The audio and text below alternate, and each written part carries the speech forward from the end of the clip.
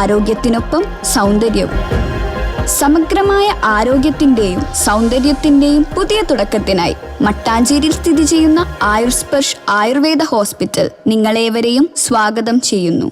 ഇന്ധന പാചകവാതക വിലവർധനയ്ക്കെതിരെ കാലടിയിൽ കോൺഗ്രസ് പ്രവർത്തകർ പ്രതിഷേധം സംഘടിപ്പിച്ചു. കേന്ദ്ര ഗവൺമെന്റിന്റെ പെട്രോൾ ഡീസൽ പാചക വിലവർധനയിൽ പ്രതിഷേധിച്ച് നരേന്ദ്രമോദി സർക്കാരിന്റെ ജനവിരുദ്ധ തീരുമാനത്തിനെതിരെയും കോൺഗ്രസിന്റെ ആഭിമുഖ്യത്തിൽ കാലടി ടൗണിൽ പ്രതിഷേധം സംഘടിപ്പിച്ചു. കോൺഗ്രസ് മണ്ഡലം പ്രസിഡന്റ് റെന്നി പാപ്പച്ചന്റെ അധ്യക്ഷതയിൽ DCC general secretary advocate Sabu ഉദ്ഘാടനം നിർവഹിച്ചു. പഞ്ചായത്ത് പ്രസിഡന്റ് പൗളി ബേബി, ബ്ലോക്ക് പഞ്ചായത്ത് മെമ്പർമാരായ പുഷ്പകല തങ്കപ്പൻ, സീന ദേവസിക്കുട്ടി, യൂത്ത് കോൺഗ്രസ് മണ്ഡലം president Jojo John, Congress block general secretary AA Yakob, panchayat മെമ്പർമാരായ KD Varkey, Harsha Manoj, youth Congress തുടങ്ങിയവർ പ്രതിഷേധത്തിൽ പങ്കെടുത്തു. കോൺഗ്രസ് മണ്ഡലം ജനറൽ സെക്രട്ടറി സിദിൽ കുമാർ നന്ദി പറഞ്ഞു.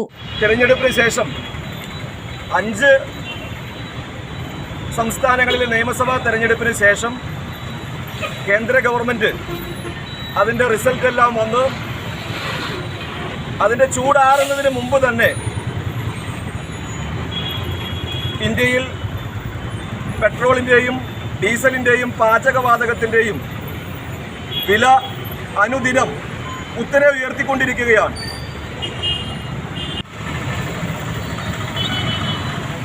കേരള പ്രദേശ് കോൺഗ്രസ് കമ്മിറ്റി